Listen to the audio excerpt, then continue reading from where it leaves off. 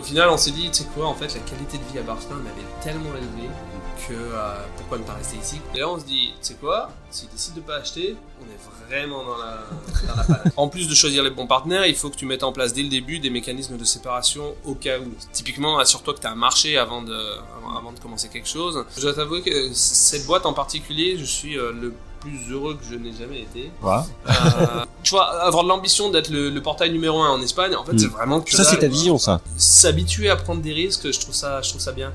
Ou plutôt s'habituer à faire face à tes risques. Tu le sais si ton équipe elle travaille bien ou pas. Embarquement Media avec Sébastien Marion. Les passagers à destination du vol New York 711 sont priés de se présenter porte B. Ladies and gentlemen, passengers flight 7112 New York City, please proceed to the boarding gate B. Bonjour à tous, je suis Charles Briet et vous écoutez le podcast Embarquement immédiat, saison 1. Je tenais tout d'abord à vous remercier d'avoir rejoint notre aventure en embarquement immédiat. Un projet un peu fou de partir chaque semaine dans un pays du monde à la rencontre de ceux, entrepreneurs, sportifs, artistes, qui ont décidé de faire de leur passion, de leur rêve ou de leur vision un objectif de vie. Ouvrir une crêperie à Los Angeles, réinventer la mobilité propre de demain à Barcelone, créer son centre de CrossFit à Ibiza ou traverser l'Atlantique à la rame. Avec chaque invité, nous évoquons leur parcours, leurs projets actuels et futurs, mais aussi leurs peurs, leurs doutes. C'est découvrir avec eux ce fameux point de bascule où l'on sort de sa zone de confort pour affronter l'inconnu. On a tous des rêves, avoir un impact sur le monde ou être simplement épanoui et heureux au quotidien. Mais on fait tous face à des obstacles, des défis quand on se lance. Ça a été le cas pour nous, ce fut le cas pour nos invités. Alors je ne sais pas quels sont vos rêves, quelles sont vos passions, quelle est votre vision, mais si nos rencontres peuvent vous aider à les accomplir, alors notre objectif sera atteint. Je retiens en tout cas de toutes ces rencontres la même inspiration. Rêvez en grand, je vous le souhaite. Si vous aimez notre podcast, la meilleure façon de nous soutenir est de mettre 5 étoiles et un commentaire sur Apple Podcasts, iTunes et les autres plateformes d'écoute. C'est important pour faire vivre Embarquement immédiat. On compte sur vous. Embarquement Media avec Sébastien Marion. Je suis arrivé à Barcelone où je vais à la rencontre de Sébastien Marion, le fondateur du portail immobilier espagnol Casas. J'évoque avec lui ses réussites, ses échecs et je dois le dire sans faux semblant, ce qui est super agréable. Il revient sur la croissance de sa start-up, ses stratégies marketing et d'innovation.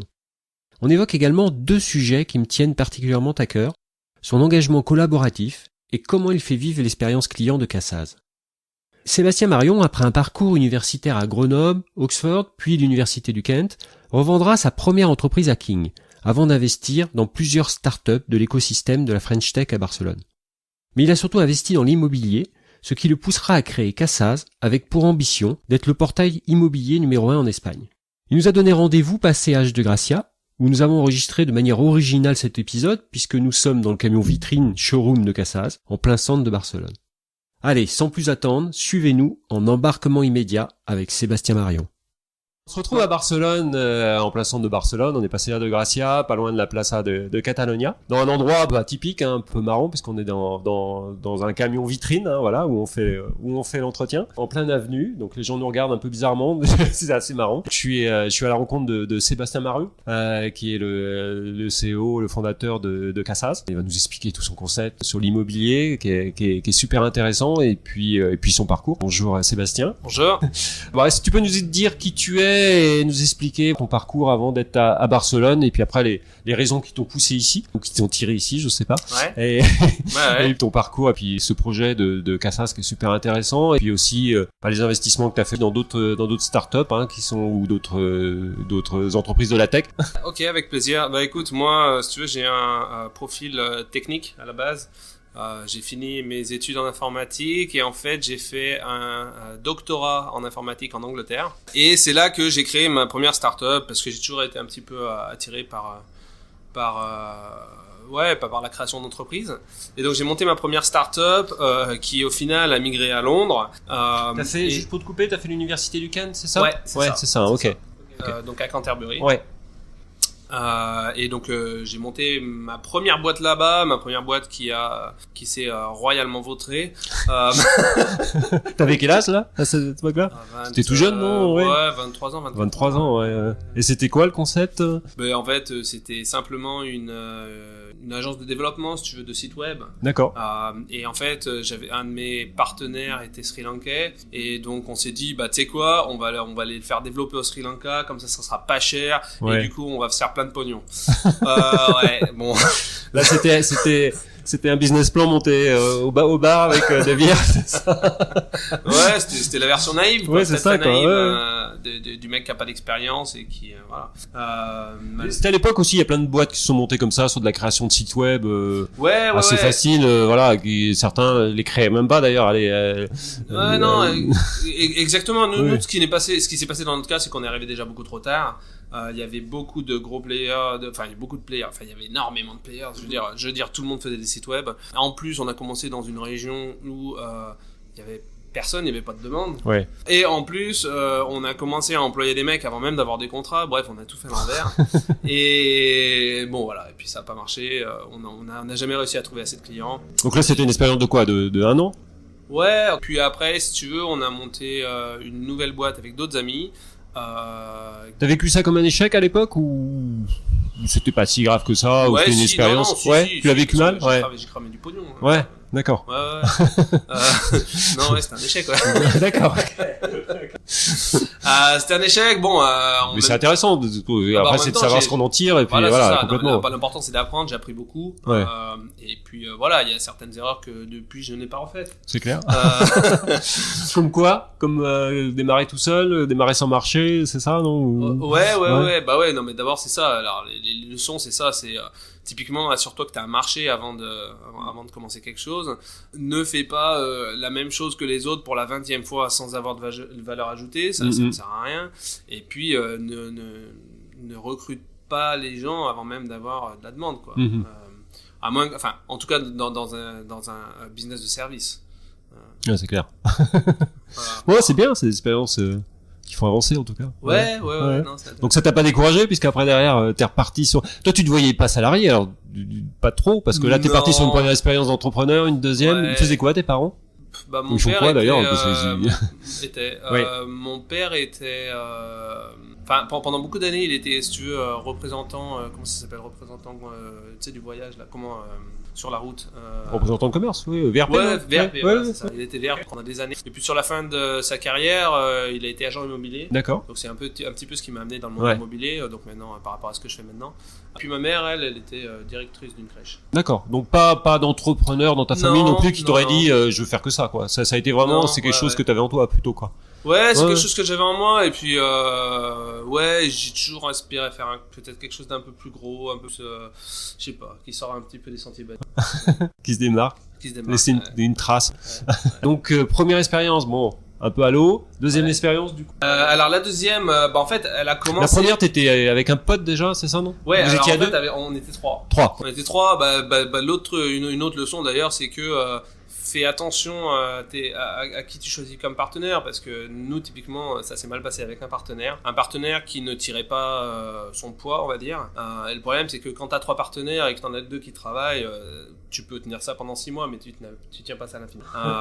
Et donc c'est super important de choisir les bons partenaires. Et en plus de choisir les bons partenaires, il faut que tu mettes en place dès le début des mécanismes de séparation au cas où. C'est-à-dire s'il y en a un qui veut partir ou qui fait pas son boulot ou quoi, comment est-ce qu'on lui rachète ses parts? C'est un contrat d'associé, quoi. Ouais, il faut prévoir au départ. Je pense que c'est super important de se dire, voilà, on va déjà faire un contrat d'associé pour prévoir déjà les cas de départ et les cas où ça se passe mal, et au moins c'est bordé, quoi. Mais mais en fait, non, mais c'est au début tu le fais pas, hein. Les premières mois, moi j'ai fait pareil, les premières boîtes tu le fais pas au début, hein, de toute façon. Mais en fait c'est super important parce que la vie fait que un jour ou l'autre ça se passera, parce que peut-être que ton partenaire il aura des gamins et il aura plus envie de faire la start-up, peut-être que tu vois, enfin voilà, la vie se passe, et du coup c'est vachement important d'avoir des mécanismes en place à la base. Et puis peut-être que toi t'en as marre, tu vois. Donc il faut avoir les mécanismes en place, histoire qu'il n'y ait pas trop de friction le jour de la séparation.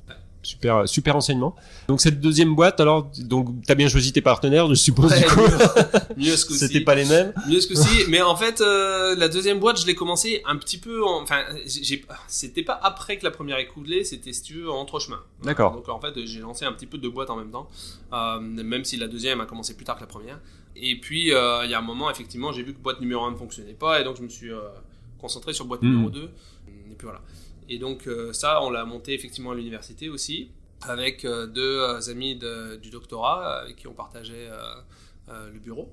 Et puis. Alors c'était quoi Alors, l'idée?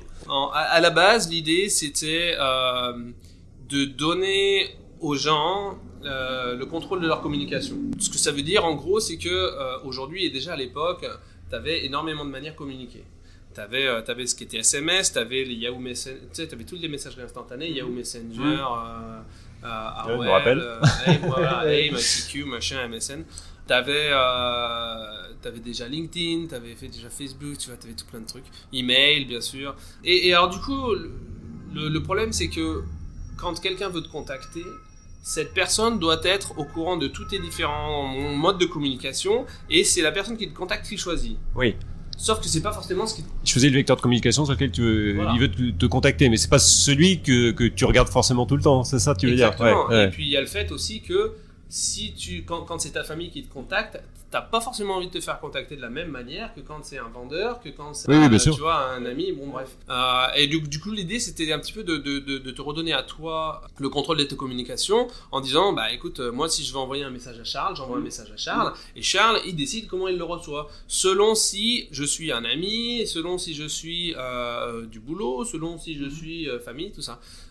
C'était un petit peu comme les cercles de Google, mais avant les cercles de Google. Si tu veux. Voilà, donc ça c'est avec ça qu'on a commencé. Donc là, il y avait un peu de tech derrière ça, il y a un peu Ouais, il d'algorithme y avait à énormément de l'époque. tech, ouais. Et puis alors là, on a fait énormément d'erreurs aussi. Là, la grosse erreur qu'on a fait, c'est qu'on a fait, comment l'expliquer, je le dis en français, mais c'est over-engineering. On a développé un truc beaucoup trop loin, beaucoup trop complexe, sans jamais lancer. Ouais. Genre au bout de 2 ans et demi, on s'est dit, putain, ça devient quand même compliqué ce truc. On va faire comment? Et en fait, il y avait plein de trucs qui marchaient à moitié, mais rien qui marchait très bien. Et donc, Alors que t'aurais dû faire ça aurait été bien de faire ce qu'on fait aujourd'hui. Enfin, de faire une première V1 qui est une V1 un peu light, et puis après de progresser sur l'expérience, quoi, en fait. Hein. Exactement. Donc ce qu'il y a, c'est qu'à l'époque, il n'y avait pas le mouvement Lean Startup n'existait pas, et donc si tu veux, on tâtonnait, quoi. On n'avait pas de modèle de création d'entreprise, et donc voilà, on a fait ce qu'on pouvait, mais on a fait des erreurs. Maintenant, forcément, je le ferai jamais comme ça. Ouais, et ça fonctionnait? Alors, non. En fait, ce qu'il y a, c'est que, bon, déjà, on l'a jamais vraiment lancé. Et ensuite, en 2009, on est allé dans un accélérateur qui s'appelait Seedcamp. Ça existe toujours, Seedcamp, mais le format est très différent maintenant. C'est plutôt juste un investisseur. Mais en fait, à l'époque, ils avaient Seedcamp Week, et donc, tu passes une semaine à te faire coacher, c'est ça, ouais. Si tu veux, par des entrepreneurs, des mecs du marketing, des mecs de tout ça. Et donc on a appris beaucoup, et en plus en 2009 il y a eu la crise financière, et bon, lever de l'argent impossible, sachant qu'en plus de toute façon on était franchement pas assez mature pour lever de l'argent, soit pouvoir montrer que t'étais bon, quoi. Et, objectivement on n'y était pas. Et donc du coup on s'est dit bon bah qu'est-ce qu'on fait maintenant, parce que va falloir gagner de l'argent, quoi. Je veux dire, on avait plus de sous. On avait tout dépensé, et donc du coup ce qu'on a fait, on s'est dit bon, comment est-ce qu'on peut faire de l'argent, et donc on a essayé de retourner le business un petit peu pour faire du B2B. On s'est dit bon, qu'est-ce qui fonctionne chez nous qu'on peut réutiliser pour faire du B2B. Et du coup on a développé, parce qu'on avait déjà développé beaucoup de technologies à l'époque sur tout ce qui est messages instantanés, et donc on avait cette possibilité d'envoyer des messages à tous les gens sur messages instantanés, et c'était vachement complexe comme technologie. Et on s'est dit bon, est-ce qu'on peut revendre ça à des jeux vidéo peut-être qui ont le genre de public qui utilise les messages instantanés. Et du coup on a commencé à vendre le service, et malheureusement on a eu des clients. J'aime bien le malheureusement, c'est tout ce qu'espère tout le monde, mais... Bah ouais, mais en fait le problème c'est que on a eu des clients mais pas assez. Du coup, le fait d'avoir des clients te donne espoir, et fait que tu investis dans ta technologie, que tu la maintiens, et que tu essayes d'améliorer les choses, mais tu pars sur une fausse piste. Et donc en fait nous c'est un petit peu ce qui s'est passé, et on n'a jamais vraiment réussi en anglais ils appellent ça cross the chasm, enfin, si tu veux, il y a un moment t'as un gros fossé si tu veux entre les early adopters et les early adopters et les late adopters, et ce fossé en fait on n'a jamais réussi à le passer. Et donc c'est là qu'on s'est dit bon, trouver une passerelle en fait, voilà. C'est ça, on n'a jamais réussi à trouver la passerelle. Et donc après on a de nouveau recherché un petit peu, tâtonné un peu, et on s'est dit bon bah maintenant qu'on a développé ce CRM qui envoie des messageries instantanées, peut-être qu'il faut se rendre à l'évidence, les messageries instantanées c'est pas le futur, et le futur il est social. Et donc on avait toujours été un petit peu anti-social, mais on s'est rendu compte que bon, a priori le social c'est fait pour rester. Et du coup, on a changé un petit peu notre truc pour se recadrer sur tout ce qui est social. Et donc, on a développé le premier CRM social. Voilà. Et puis après ça, Donc ça consistait en quoi? C'est-à-dire que vous le vendiez aux entreprises, c'est ça? Ouais, on le vendait aux entreprises. Et donc, on avait de beaux clients. Hein. On avait Universal Music, on avait Sony Music, on avait la BBC, on avait plein de clients. Mais c'était compliqué quand même parce que... donc ça, c'était un CRM typiquement. À chaque fois que tu installes une application Facebook, ça te pompe toutes tes données. Et puis après, l'entreprise peut t'envoyer des messages personnalisés. Exactement. Ouais. Et donc typiquement... mais au début, c'était galère parce que les applications ne pouvaient pas envoyer de notifications sur Facebook, alors que nous, on avait leurs données sur Facebook. Et puis un jour, Facebook a ouvert ce créneau, et là, du coup, on était les premiers, les seuls. Et ça, on a vraiment fait un carton. Et là, on s'est redirigé vers le monde des jeux vidéo en ligne. D'accord. Parce qu'à l'époque, on avait déjà quelques jeux vidéo en ligne, mais le problème, c'est qu'ils ont un challenge très différent. Dans le sens où il y a énormément d'utilisateurs mais qui valent pas grand chose, alors que les marques elles ont moins d'utilisateurs mais qui valent plus. Donc on a hésité à faire ce changement, mais une chose qu'on s'est rendu compte, c'est que voilà, les jeux vidéo c'est des startups et eux ils vont vite, ils aiment ton truc, ils te le payent, boum. Alors que les grands comptes, et des fois il faut Universal Music, il nous a fallu 2 ans pour ça. Puis entre temps, le mec que tu pitches depuis 18 mois, il s'en va, il change de boulot. C'est une horreur. Oui. Tu repars à zéro. Donc voilà, donc si t'as le choix, c'est mieux de travailler avec des entreprises un peu plus petites. Et puis voilà, et donc du coup après, voilà, donc on s'est redirigé vers le marché des jeux vidéo et là on a vraiment fait un carton. C'était ton domaine, toi, le jeu vidéo? C'est quelque chose Non, c'était pas mon domaine. Après, pas plus que ça. Moi j'ai toujours aimé les jeux vidéo.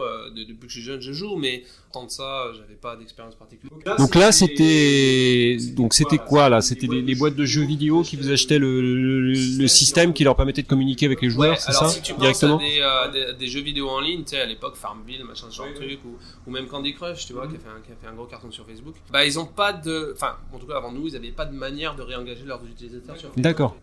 Donc nous on est arrivé, on a permis de faire ça assez facilement, et puis le jeu vidéo ça a très très bien fonctionné. Vous l'avez développé, vous êtes arrivé jusqu'à quel chiffre d'affaires à peu près, quel business?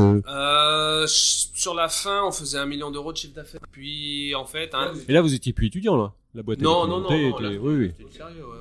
On avait une quinzaine de personnes. Et puis on a approché King en fait, donc le fondateur de Candy Crush. C'est vous qui les avez approchés? Ouais, on les a approchés pour essayer de leur vendre le service. Et puis ils ont fait un essai. Puis un jour ils nous disent, les gars, vous êtes combien en fait dans votre boîte? On fait, 15. Et ils font bon. T'as envie de dire 50 quoi, pour montrer que t'es super gros. Et ils nous disent bon, et si on vous rachetait, ok, bah écoutez, c'est une question de chiffres après. Hein. Donc voilà, donc c'est comme ça que ça s'est passé. Puis après, ils nous ont racheté. Ça a été rapide? Non, c'était 6 mois horribles. 6 mois de négociations. Ouais, parce qu'ils ont étudié tous vos comptes, ils ont regardé tout. Ouais. C'était plus des négociations sur le prix. Il y a eu tout, si tu veux. Il y a forcément eu de l'étude de compte, de machin, de trucs, mais de contrats, de machin. Et puis après, des contrats qu'on avait nous avec nos clients, études de ça. C'est quoi, c'est une boîte américaine ça? King, à l'origine? C'est anglais? Alors à l'origine c'est suédois. Ouais, à l'origine c'est suédois. Maintenant le QG est plus à Londres. Ouais. Donc des process anglo-saxons quand même. Ouais. Et en fait c'est, mais le pire pour nous, si tu veux, c'est d'abord de se mettre d'accord sur un chiffre, c'est une chose. Alors là je vais te dire, on y a passé des semaines. Et puis même une fois qu'on s'est mis d'accord sur le chiffre, en fait, se mettre d'accord sur le contrat, c'est une horreur parce que tu passes tellement de temps à faire ça, tu fais que ça. Et quand je dis tu fais que ça, c'est pas, c'est tous les fondateurs faisaient que ça. Quoi, et on était trop. Et tu bosses plus sur ta boîte après, quoi. Voilà. À côté. Et donc on a passé 6 mois à négliger la boîte. Et tu vois, au bout de 6 mois, on n'avait toujours pas de garantie qu'ils allaient acheter, quoi. Et là, on se dit, tu sais quoi, s'ils décident de pas acheter, on est vraiment dans la panne. Et bon, on a eu de la chance que c'est allé à terme et qu'ils ont honoré leur prix. C'était quel prix? Tu peux le dire aujourd'hui ou ouais? Pas mal, sur une idée de départ, vous ne croyez pas forcément, c'est pas mal. Non, on s'en est bien sorti. Et puis, sans avoir levé beaucoup d'argent au final, donc on s'en est bien sorti. Par contre, c'était 7 ans de les 5 premières années où on a vraiment eu du mal. Je veux dire, on vivait avec 1 000 € par mois. C'est ce que c'est qu'un entrepreneur qui galère. C'est dur et en même temps, tu vois tous tes autres amis qui sont allés faire du corporate, qui gagnent beaucoup d'argent, et tu te dis putain, qu'est-ce que je fais de ma vie, quoi. C'est toujours ça, hein. Enfin, tu vois toujours les entrepreneurs qui ont plutôt fait des études supérieures, tu vois, et qui commencent et qui galèrent, font une boîte, font 2 boîtes, ils galèrent, et ils voient leurs potes qui sont dans les staffs des grandes boîtes et qui ont déjà la grosse bagnole et tout, et tu te dis, il y a un moment, même si, voilà, c'est pas ce qui fait que tu vas être heureux, mais en tout cas, tu te positionnes et tu te dis, merde, j'ai fait le bon choix, j'ai pas fait le bon choix, il y a un moment, tu te poses la question, quoi. Les soirées d'anciens potes, tu te poses la question, et toi, tu fais quoi?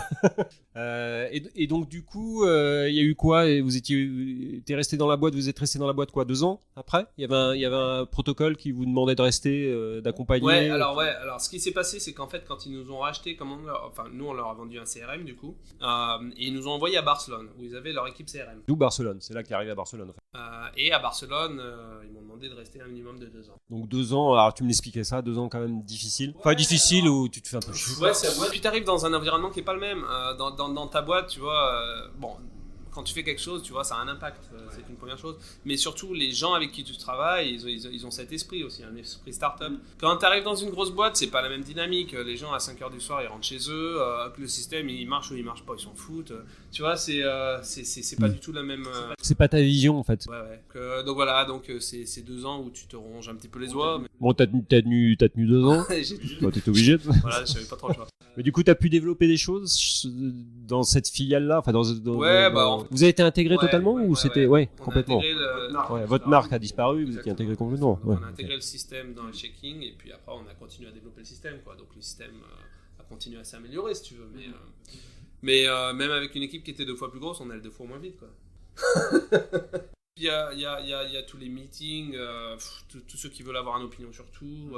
Pendant ces 2 ans, donc tu as découvert Barcelone du coup, avec l'envie de rester, l'envie de créer quelque chose, parce que pendant 2 ans, tu commences à te dire, bon, je fais quoi? 2 ans, c'est long, mais c'est court. Tu te dis, je fais quoi derrière?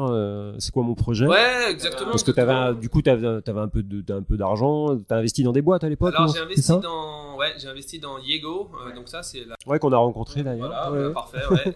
Donc, super boîte de scooters partagés à Barcelone.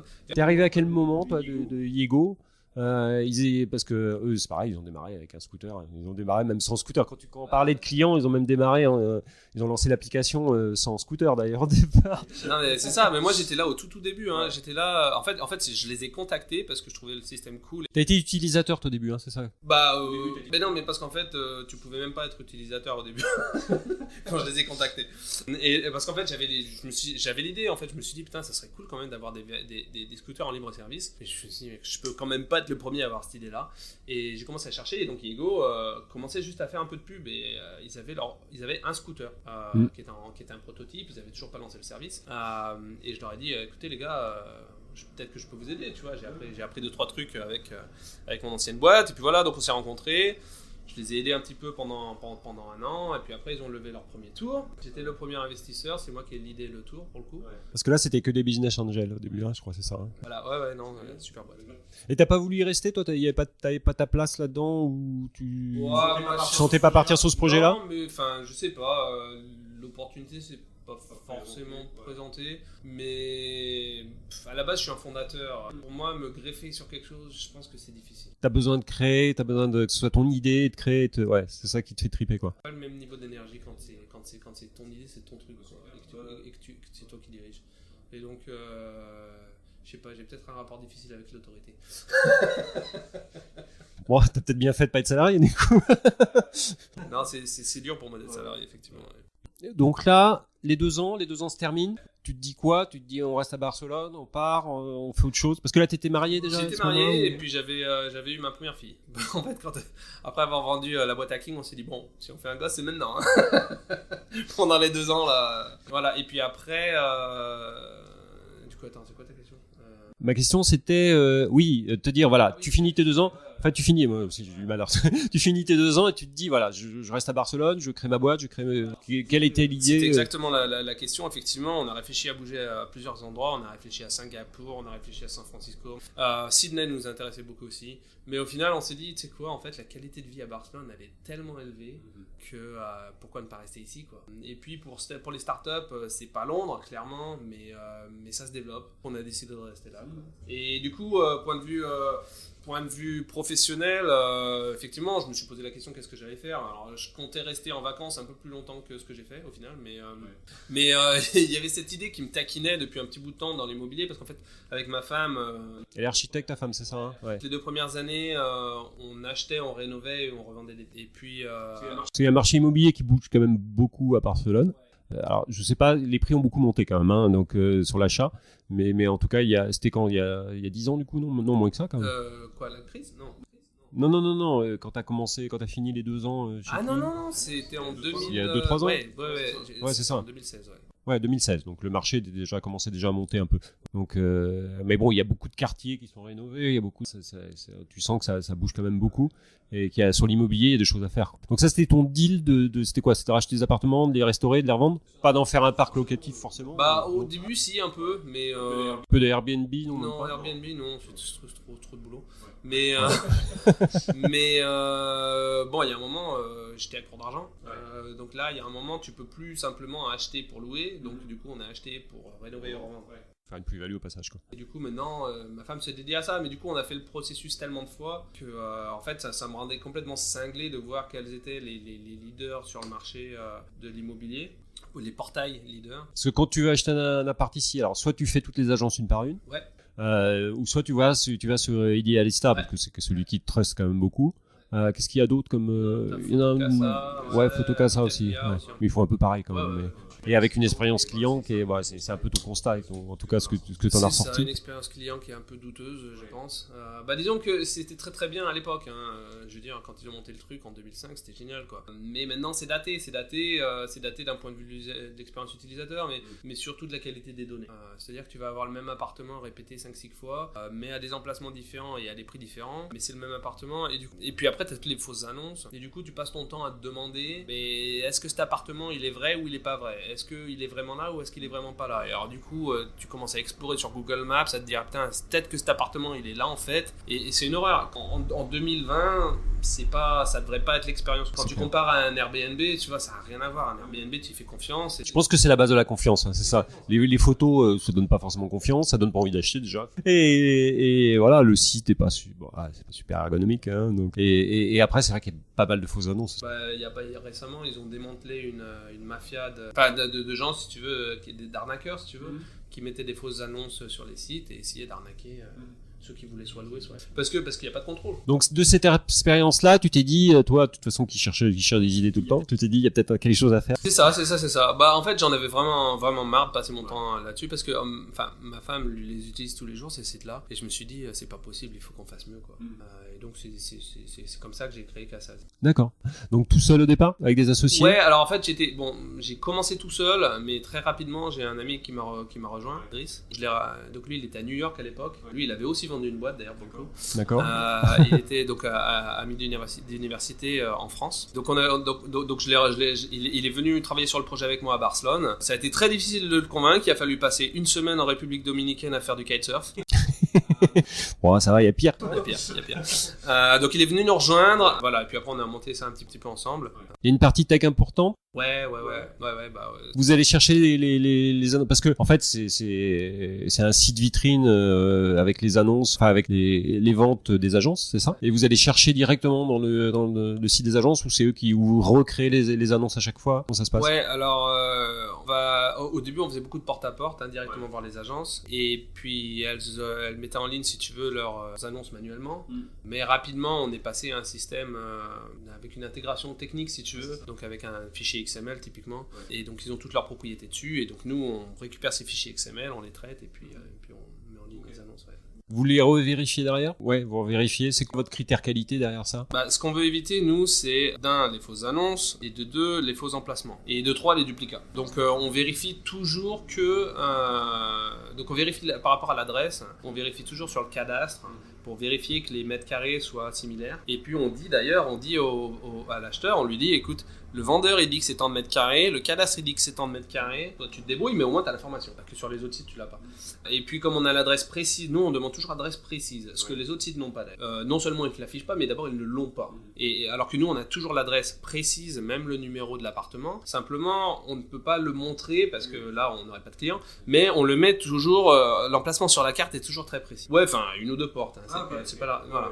Parce que pour moi c'est super important, parce que si t'as un appart qui est ici là où on est, ou à 200 mètres, c'est pas la même chose. C'est pas la même chose. Voilà, c'est clair. donc pour moi c'est super important, et donc ça c'était l'un des trucs de base de Cassaz. Et du coup on vérifie aussi tout si c'est un duplicat, parce qu'on a l'adresse précise. Après on a aussi pas mal de systèmes qui vérifient par rapport aux photos si c'est des duplicats, tout ça. Donc on a pas mal de systèmes en place pour s'assurer de la qualité de l'annonce, quoi. Et là, le travail après, c'est de générer du flux. Ouais.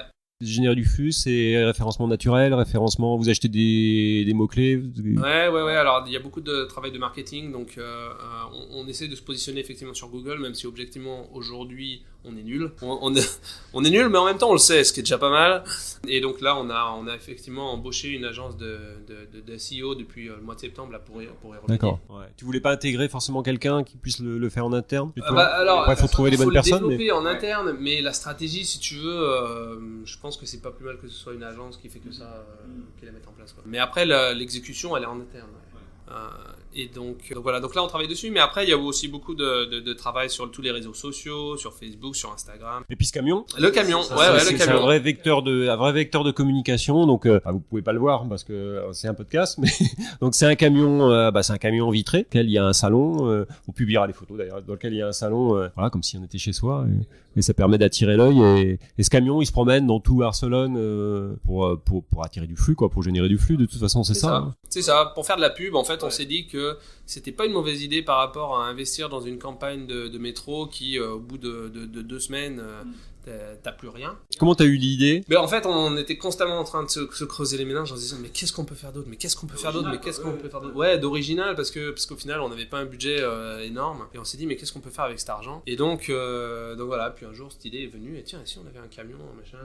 On a réfléchi à même avoir des bus à 2 étages, enfin des trucs un peu originaux, et puis au final on a décidé d'y aller avec ce camion, et donc on l'a fait littéralement sur mesure parce que ça n'existe pas. Et donc voilà, donc ça c'est un bon camion vitrine, effectivement, il se promène dans la rue, mais aussi on en profite une fois par semaine, on fait aussi des interviews d'agents immobiliers, d'avocats. Que vous publiez sur quoi? Sur YouTube? Vous avez fait des... Non? Ou sur votre site? Ouais, sur YouTube, sur le blog aussi. Et donc c'est bien, parce que d'un, ça peut intéresser les acheteurs potentiels, mais de deux, tout le monde aime bien quand on parle d'eux, et forcément quand on parle d'eux, ils parlent de toi, donc tu vois, c'est... voilà.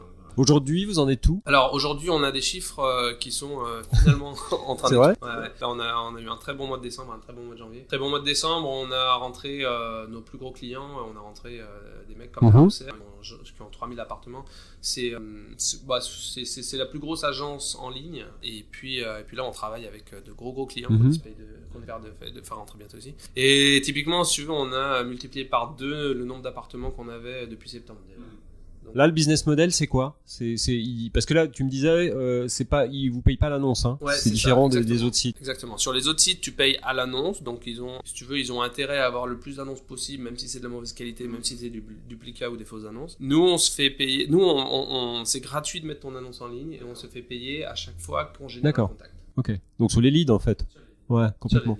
Et comment vous les tracez, ça? Alors, pour rentrer en contact avec un appartement, soit tu laisses un message sur le site qu'on renvoie, et donc on sait que tu as laissé un message, soit tu passes un coup de fil à travers notre numéro de téléphone, donc on traque ça, et puis tu parles directement à l'agent. Donc là, vous avez un petit plateau donc, qui vous permet de réceptionner les demandes. Donc il y a pas, c'est automatisé, oui. Mais c'est redirigé chez vous. Enfin, c'est redirigé vers l'agence ou? Non, ouais. Vers l'agence, c'est ça. Oui. Et vous tracez qu'il y a eu un contact, quoi. Voilà. Okay. Et là, vous avez combien d'annonces? Là, on va finir janvier avec, on va passer les 10 000. Là, on est à 9 300 ce matin, mais on sera à plus de 10 000 d'ici la fin du mois. Ouais, ce qui régénère aussi du référencement. Ouais, absolument. Puis surtout, c'est surtout que les acheteurs qui viennent sur ton site sont plus intéressés. Parce que quand t'as pas assez d'annonces, ils se disent tu sais quoi, faut que j'aille voir ailleurs de toute façon. Et puis plus t'as d'annonces, plus ils passent de temps chez toi, et donc et du coup, donc 10 000, vous transformez, ça fait combien de leads, ça, vous savez, non, en pourcentage à peu près? Là ce mois-ci on va faire 700 leads. 10%, quoi. Enfin, ouais, c'est 7%, quoi. C'est ça? Par rapport au nombre d'annonces? Ouais, en ce moment, ouais. Mais ça, c'est un chiffre qui devrait changer beaucoup. Qui devrait monter. Ouais, qui devrait monter, ouais. Parce qu'il y a un moment, le nombre de leads est forcément un facteur du nombre de propriétés que tu as, mais plus tu as de propriétés, plus le nombre de leads accroît en exponentiel, si tu veux. C'est-à-dire que peut-être que tu ajoutes 10% de propriété, mais ça te rajoute 50% de lead, tu vois. Une fois que tu as atteint cette masse critique. Vous êtes combien de personnes là chez vous? Là, on est 14. 14. Tu reviens à tes 15 personnes que tu avais. Ouais, c'est ça, c'est un bon chiffre. C'est un bon chiffre en fait. C'est un bon chiffre. C'est quoi les difficultés de recrutement? T'en as trouvé ici? Ouais, bah recruter c'est toujours difficile, Pour mais les profils tech, ça c'est, je sais que c'est compliqué. Ouais, tech c'est toujours compliqué, mais Même si Barcelone attire quand même, mais il y a aussi des grosses... alors Barcelone c'est un gros facteur. Hein, ouais, ça aide mais il y a aussi beaucoup. des grosses boîtes aussi qui attirent avec peut-être des revenus plus importants, je sais pas. Non, ouais. mais de toute façon c'est toujours compliqué de recruter dans la tech. Maintenant on a de la chance quand même d'être à un stade où on commence à être un peu plus connu, et puis on a un site web qui est mieux qu'avant, et donc maintenant si tu veux les candidats potentiels ils regardent notre truc et ils se disent qu'est-ce que ça a de la gueule, et donc on est un peu plus crédible. D'accord. Et vous recrutez aujourd'hui? Bah tu m'aurais demandé la semaine dernière, je t'aurais dit oui, mais ça y est on a trouvé. Donc vous avez quoi comme profil chez vous? Vous avez des gens qui sont sur de la tech, des gens qui sont sur le référencement, du marketing? Alors nous on a beaucoup de marketing, bon marketing ça inclut un petit peu référencement, mais on a 5 personnes dans le marketing, on a maintenant 6 en tech, et puis 2 en vente, et puis moi. Et là vous êtes toujours deux associés? Alors non, alors Idriss malheureusement nous a quitté début d'année dernière, alors, retourné sur Paris, il est tombé amoureux. Et du coup t'es tout seul, t'es revenu tout seul? Ouais, donc là en tant que fondateur je suis tout seul. T'es tout seul. Et vous avez fait des levées de fonds, t'as des business angels, je sais pas. Ouais, on a, je sais plus combien on a une vingtaine de business angels. D'accord. On a levé 850 000, un truc comme ça. D'accord. On se rapproche du million là. Qui permet de faire c'est quoi? C'est de l'achat marketing surtout? Ouais, bah on C'est dépense ça, hein. pas mal en marketing, mais aussi développement, il faut payer les mecs. Comment tu manages tes équipes? T'as l'habitude de manager comment? Ah, C'est toi qui manages? si tu veux, on a des verticales. Hein. On a la verticale marketing, et donc ma chef de marketing qui se charge de ça. On a la verticale de vente, et donc le chef de vente qui s'en occupe un peu, et ensuite la verticale de développement, et donc on a notre lead développeur. Moi après, toutes les semaines, je me réunis avec au moins le responsable de chaque équipe pour voir les progrès, voir un petit peu où on en est, voir les stratégies, et puis qu'est-ce qu'on va faire quoi. Voilà, donc typiquement j'ai un meeting par semaine avec chaque équipe. Après on a un meeting... C'est quoi? C'est des meetings debout? Non, ça c'est... Non, non. il est assis, mais... Non mais je veux dire, c'est des formats courts. Bah c'est une demi-heure, 1 heure. Ouais, c'est ça reste des formats courts. Ouais. Mais moi j'ai une politique, ne pas faire de meeting s'ils servent à rien, et puis en plus, si tu te sens inutile dans le meeting ou que ça t'intéresse pas, tu t'en vas. Et puis donc j'essaye vraiment de garder le nombre de meetings au minimum, même si bon, petit à petit t'es obligé d'en introduire. Donc, oui, bien sûr.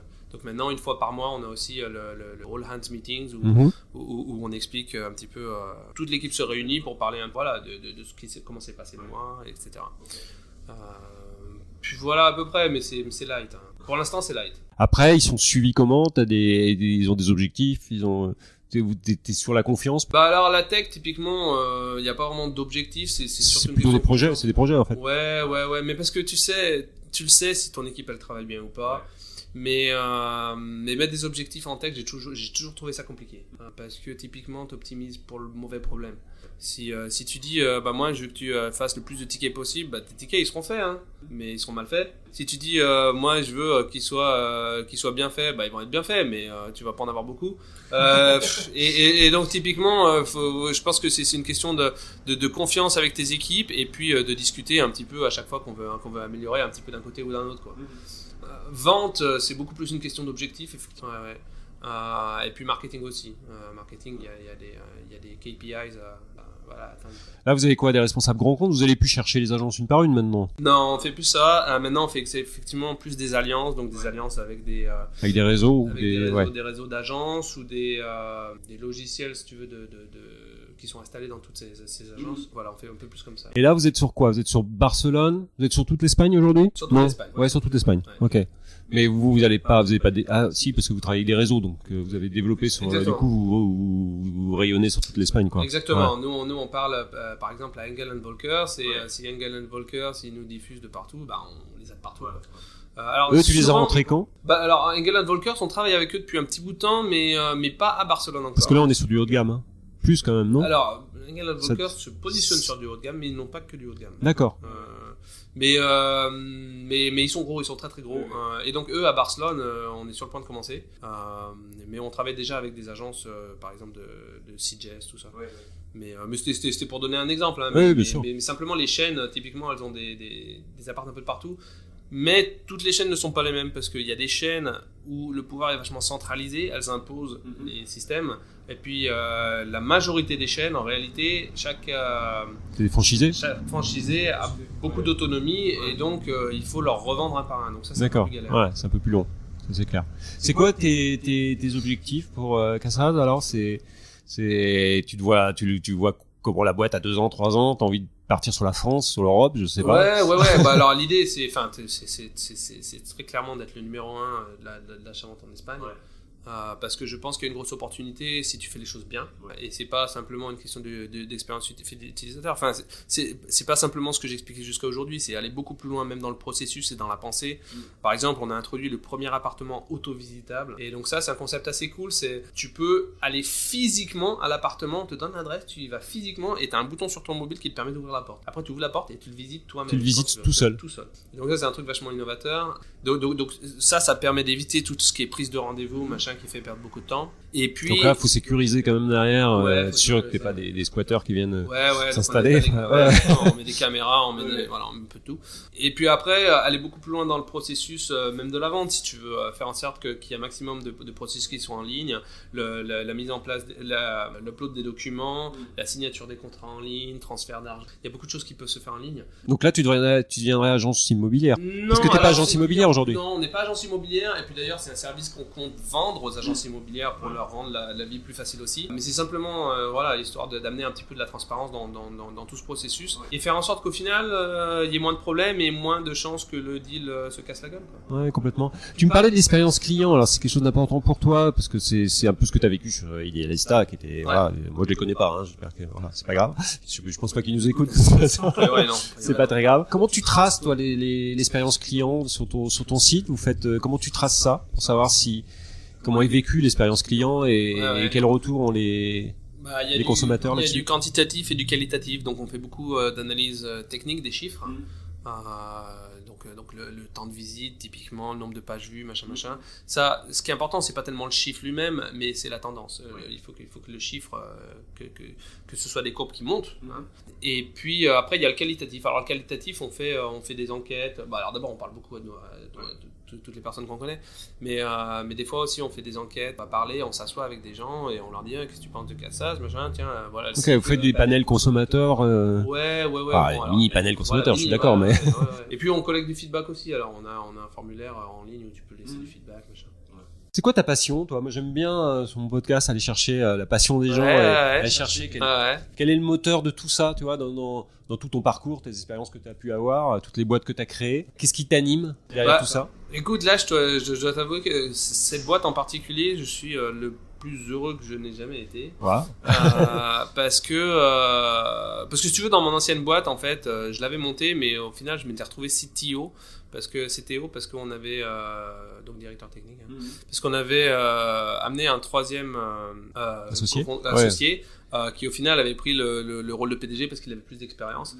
Et mais bon, il fallait que quelqu'un s'occupe de la tech, donc j'ai pris ça, mais ça m'avait toujours un peu frustré parce que c'est pas exactement ce que je voulais faire. Et puis là, maintenant, ça c'est vraiment un rôle qui me plaît beaucoup parce que voilà, je peux toujours apporter des idées, apporter un petit peu de la vision. Et la vision, pour moi, c'est quelque chose de très très important. Ouais. Donc ça, ça je kiffe. Je kiffe. Et puis après, en dehors du business, forcément, j'ai un background tech, donc tout ce qui est tech m'intéresse. Et puis, je fais du kitesurf aussi. Et voilà, un petit peu les sports un petit peu extrême, c'est cool. J'ai fait du parapente il y a pas longtemps. Donc c'est une prise de risque, comme l'entreprise, je crois, tout ça se rejoint. C'est d'être un peu là. Alors, attends, je te coupe simplement parce que non mais exactement, et en plus c'est une des raisons pour laquelle je le fais. C'est-à-dire que s'habituer à prendre des risques, je trouve ça bien. ou plutôt s'habituer à faire face à tes risques. C'est-à-dire, par exemple, tu vois, sauter en avion, sauter en parachute, c'est des trucs, c'est tellement contre nature que c'est difficile à faire, mais cette expérience de le faire malgré tout. Ouais. C'est sortir de ta zone de confort. Exactement. Et tu sais que t'as tes peurs. Exactement. Tes peurs, tu les connais, exactement. et tu les dépasses. Exactement. Ouais, et tu t'aperçois que tu y arrives, quoi. C'est exactement ça. Donc, s'habituer à sortir de sa zone de confort. Et c'est aussi pour ça que je le fais. Ah, j'adore. Et dans tes expériences, on voit aussi, t'as cette volonté d'être le boss, quoi. Sans que ce soit quelque chose de péjoratif, hein. Ouais. D'être celui qui imprime la marque, quoi, qui imprime la vision et. Alors c'est J'ai juste ce que. sentiment-là, en tout cas. Non, mais c'est ça. C'est juste que j'aime pas trop quand on me dit ce qu'il faut faire. C'est bien ce que je dis, là. Mais en même temps, je suis vachement, là, je l'ai dit d'une manière assez autocratique, mais en même temps, je suis vachement ouvert dans la boîte, dans le sens où on a littéralement jamais de conflit dans la boîte. Je veux dire, on adore le feedback, de chacun de nos mecs, et donc on le met en place. Non, ce que je voulais dire, c'est que souvent, quand tu te retrouves dans une boîte, souvent la boîte, elle fonctionne pas de cette manière. Et donc, du coup, tu te retrouves dans un environnement où on te dit quoi faire, plutôt que un environnement collaboratif où on essaye ensemble de gagner. Et donc, c'est ça que je trouve intéressant quand tu montes ta boîte, c'est que c'est toi qui décides, quoi. C'est toi qui décides quel environnement tu veux mettre en place dans ta boîte. Et donc nous on a décidé un environnement vachement collaboratif, et du coup voilà, c'est un environnement collaboratif, c'est-à-dire que la prise de décision elle est quand même à plusieurs. Ah oui, absolument. Ouais. Alors je ne force jamais de décision, typiquement. Alors j'ai toujours un avis, mais si l'équipe me dit que non, c'est qu'il y a une raison. Voilà. Donc tu creuses, tu essayes de comprendre pourquoi l'équipe a dit ça par rapport à ton point de vue, et en fait souvent tu te rends compte que en fait il y a une meilleure solution. Du coup tu prends la meilleure solution. C'est très très important, je pense, justement, de ne pas s'imposer, parce que je pense que si tu t'imposes, souvent tu prends les mauvaises décisions. Alors parfois ça peut être nécessaire, en quel cas tu as la possibilité, mais la grande majorité des cas, je pense que ça ne devrait pas être le cas. T'es sur du management agile un peu, c'est ça, ouais, c'est ça. Hein. Ta pire nuit blanche depuis que t'as fait Casas, ce serait quoi? Pire nuit blanche. Ouais.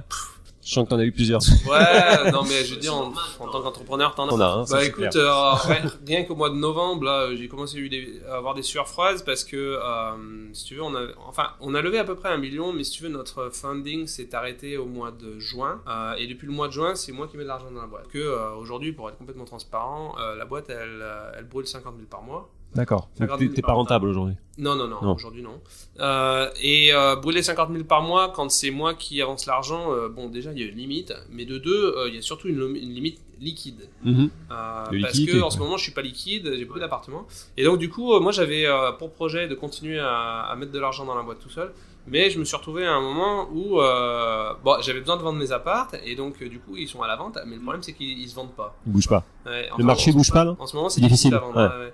Et donc du coup je me suis retrouvé à court d'argent. Et donc on a fait un bridge en mois de novembre, et du coup donc il y a un peu d'argent qui rentre. J'ai aussi réussi à avoir un petit peu de ligne de crédit, et du coup tu vois, malgré avoir si tu veux du patrimoine, je me retrouve malgré tout dans une position financière un petit peu compliquée, et donc voilà, donc ça c'est ça me donne des sueurs froides. Tu te dis comment je vais payer les gens, comment je vais payer. Non mais sachant que c'est chiant, parce que en plus, si tu veux, t'as le patrimoine, quoi. C'est juste que t'as pas de Oui, liquide. complètement. Ouais. Et donc, c'est particulièrement frustrant comme situation. Et donc, vous êtes sur quel chiffre d'affaires aujourd'hui? Tu le publies, non? Oui, tu peux le dire? Ou... c'est presque que dalle, parce qu'en fait, la plupart de nos utilisateurs sont toujours, de nos agences sont gratuites, parce qu'en fait, ce qu'on a fait, à partir du mois de septembre, on est passé sur une stratégie beaucoup plus agressive, où on donne automatiquement entre 3 et 6 mois gratuits, simplement pour faire rentrer les appartements beaucoup plus vite, pour avoir une croissance beaucoup plus explosive. Donc, du coup, tu rentres pas de cash. Voilà. Donc, du coup, à ce moment, il n'y a pas beaucoup de cash. Alors, c'est un truc qui devrait changer, parce que historiquement on sait que quand les contrats d'essai s'arrêtent, il y a très très peu de monde qui renonce le contrat, si tu veux. Donc la plupart du temps ils continuent en tant que client qui paye. Tu cours après l'argent des agences? Pour l'instant non, justement. Ça va, ils te payent? Ouais, ça va. Ouais. Tu cours pas trop après l'argent, non? D'accord. Ouais. Pardon, tu vois ce que je veux dire? Je comprends la question. Quand ils te payent tes litres, quoi, en fait. Parce que c'est des micro-factures, non, des fois? Ouais, c'est des micro-factures. Alors, dans la majorité des cas, on a une domiciliation bancaire. Tu prélèves. Voilà, donc on prélève bancairement, ouais. Donc ça règle la plupart des problèmes. Mais certains refusent, et donc effectivement, il faut faire un petit peu la chasse. Mais on le fait pas trop, et puis de toute façon, Voilà, les sommes sont petites, donc ça change pas forcément la vie non plus aujourd'hui. Mais ce qui est important pour moi, c'est les métriques. Ce qui est important pour moi, c'est que le nombre de leads explose, le nombre de propriétés explose. Faudrait que tu arrives à... Tu sais où il est ton point zéro en termes d'annonces? Tu as regardé, non? Il faudrait que t'aies 50 000, faudrait que t'aies, tu vois? C'est difficile à dire parce que c'est plus une question de lead. Ouais, de transfo, derrière. Mais non, mais il faut que le nombre de leads, on n'est pas du tout là où il faut qu'on soit.